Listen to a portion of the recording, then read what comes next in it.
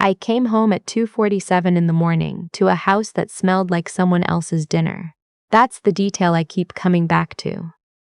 Not the laughter I heard before I even got my key in the door. Not the way my son's shoes were missing from the front mat when my sister-in-law's kids' shoes were lined up neat and clean along the wall.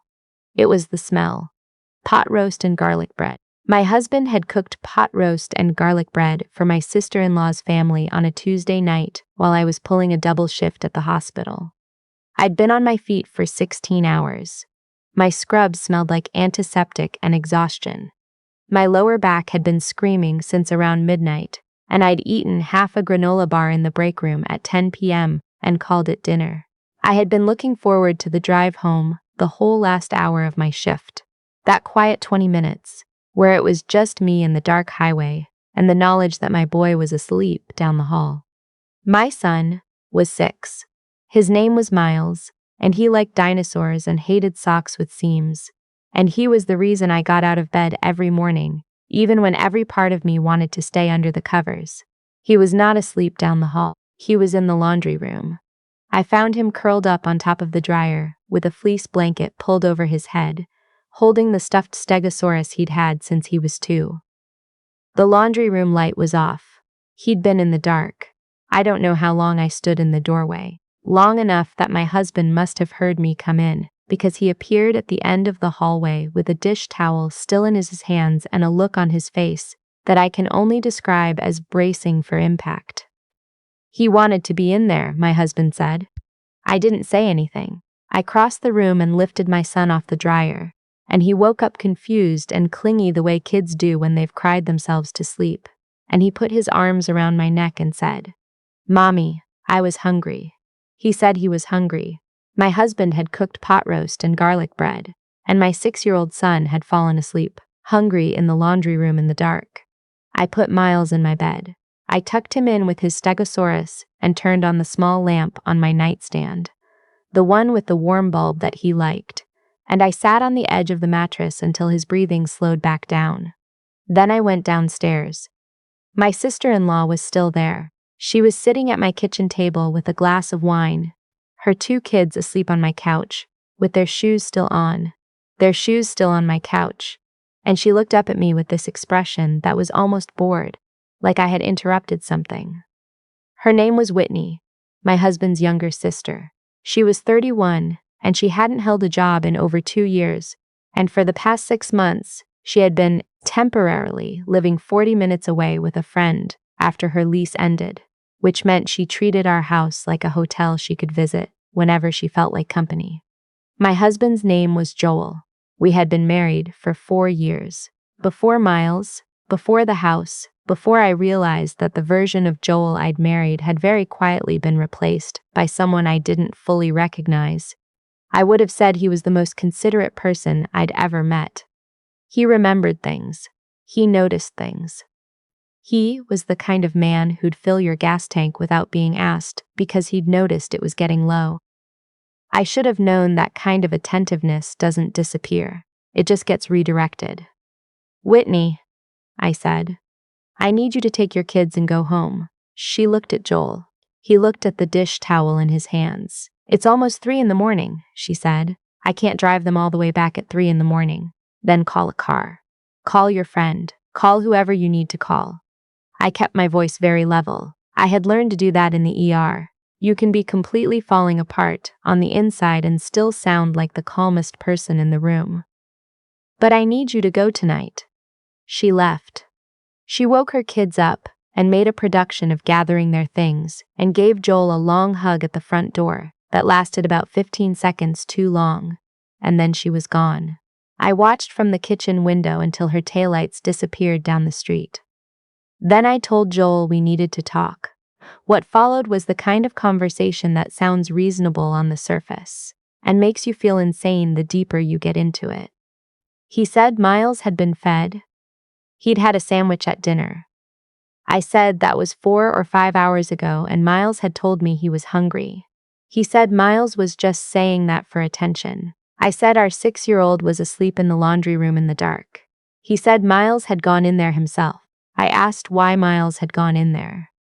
He said Miles probably just wanted some quiet because it had been a loud night with the kids around. I asked him whose fault that was. He didn't answer. I went to bed. I lay next to my son and stared at the ceiling and listened to the house settle around me and tried to figure out when exactly this had started. Because it didn't happen all at once. That's what nobody tells you. It's not one moment you can point to. It's a slow accumulation of small things, each one just barely explainable on its own. Until one day, you're standing in your laundry room at 3 a.m, holding a hungry child, and you realize the small things were never small. Whitney had started coming around more often about 8 months ago, around the time her lease ended. At first it was weekends, then it was weekday evenings, then it was full days when I was at work. Joel worked from home. He did IT consulting, so he was always there.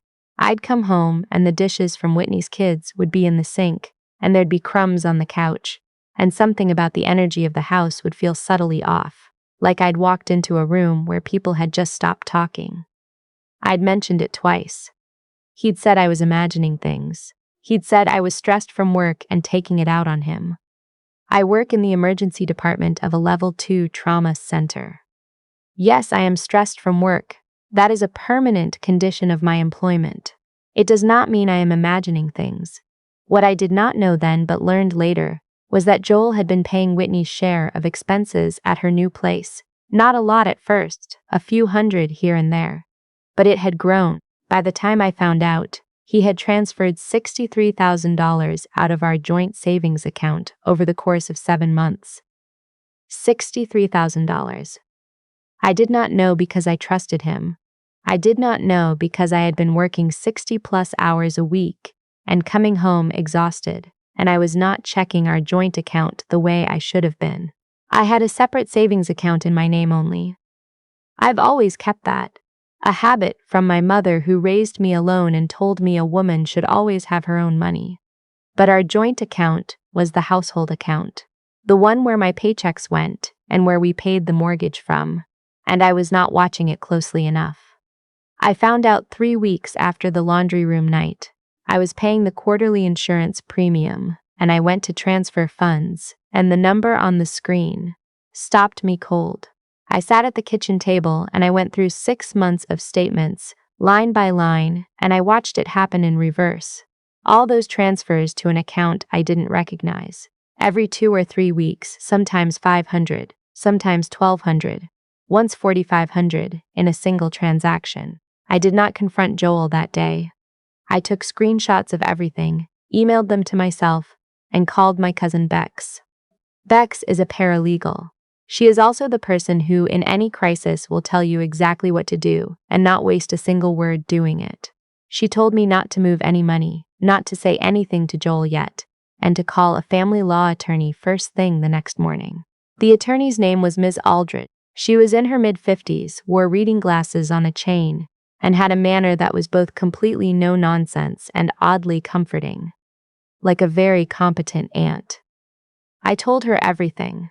She listened without interrupting. When I finished, she said, "The financial transfers are our starting point. We're going to document everything before we do anything else." She told me not to tell Joel I'd seen the statements. She told me not to change any account information yet. She told me specifically not to confront Whitney.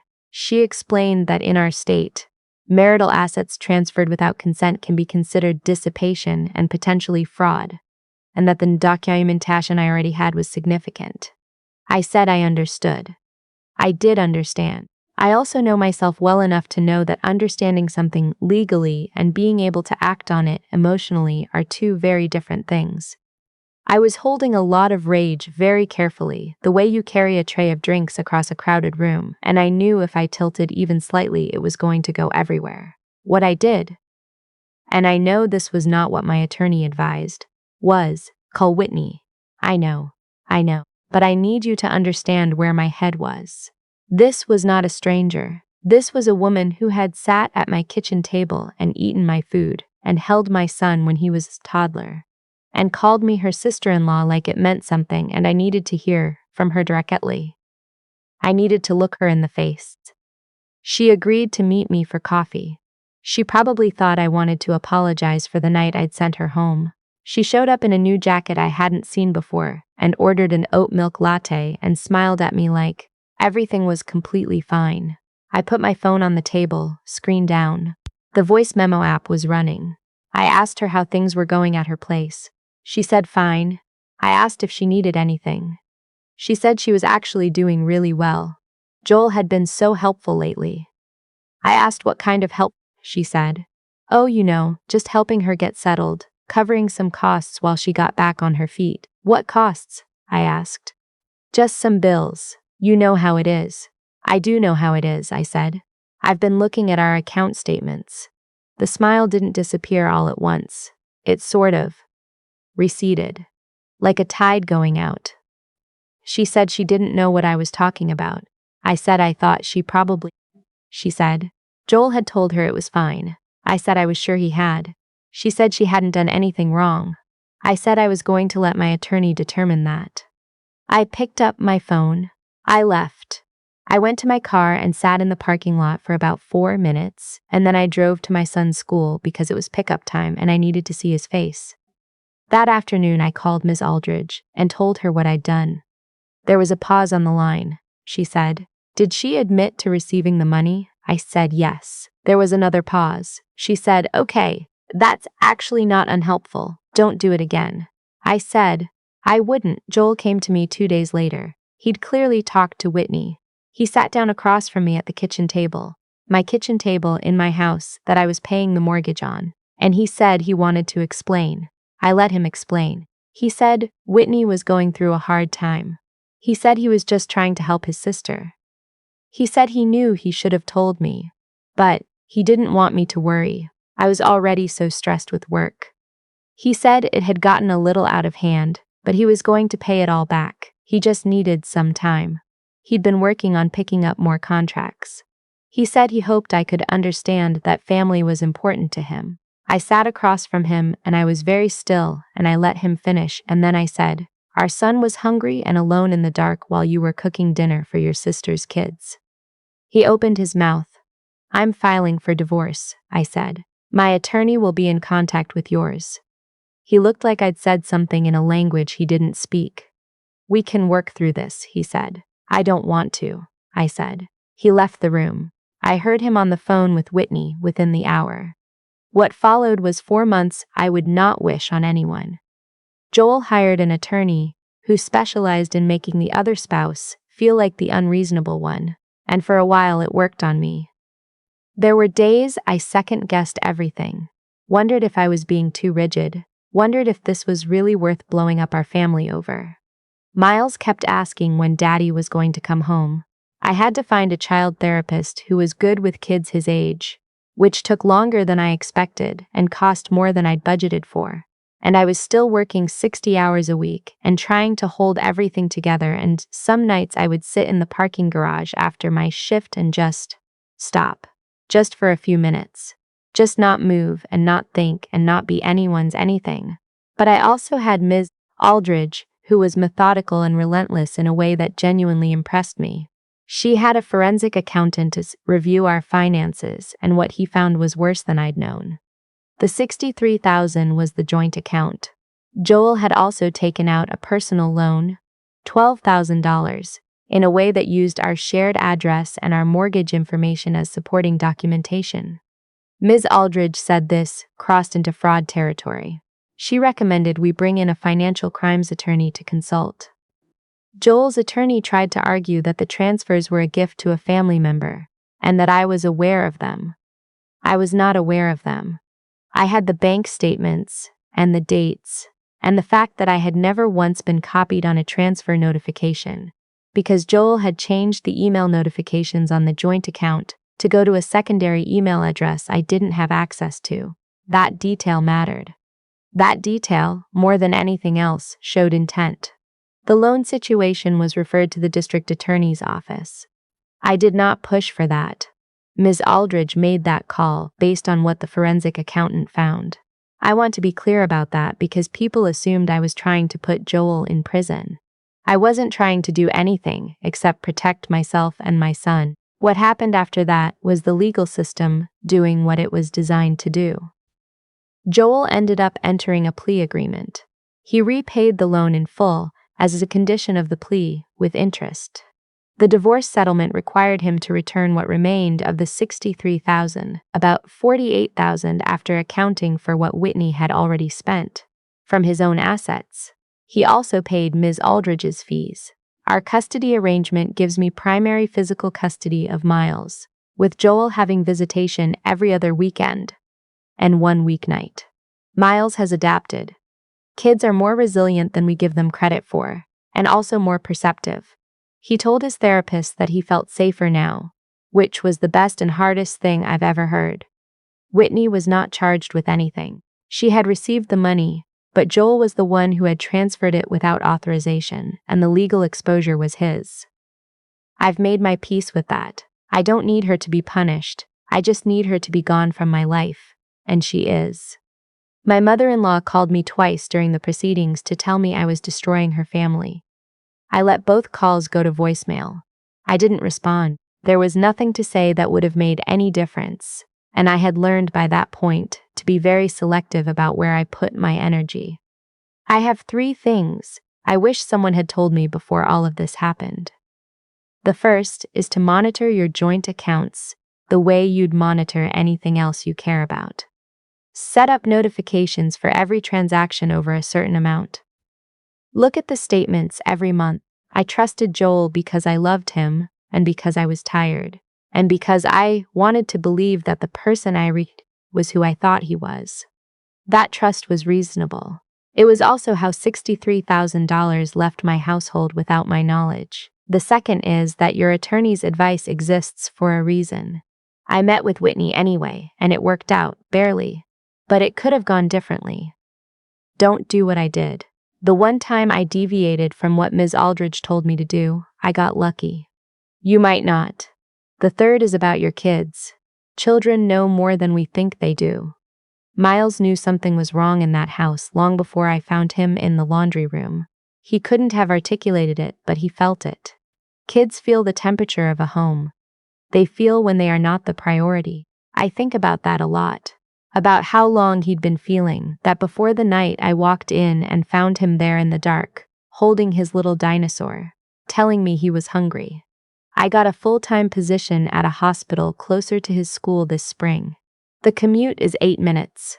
I drop him off in the mornings now, which I couldn't do before, and I'm almost always the one who picks him up. We have a routine that is entirely our own, built around what he needs and what I can give him. And it is not perfect, but it is ours. He still has the Stegosaurus. It sits on his bookshelf now, next to a new Triceratops he picked out himself. Some nights before bed he lines all his dinosaurs up along the windowsill and tells me their names, and I sit on the floor of his room and listen and think about how this quiet, small, ordinary moment is what I was fighting for all along. Not the house, not the money, not even justice really. Just this, just him.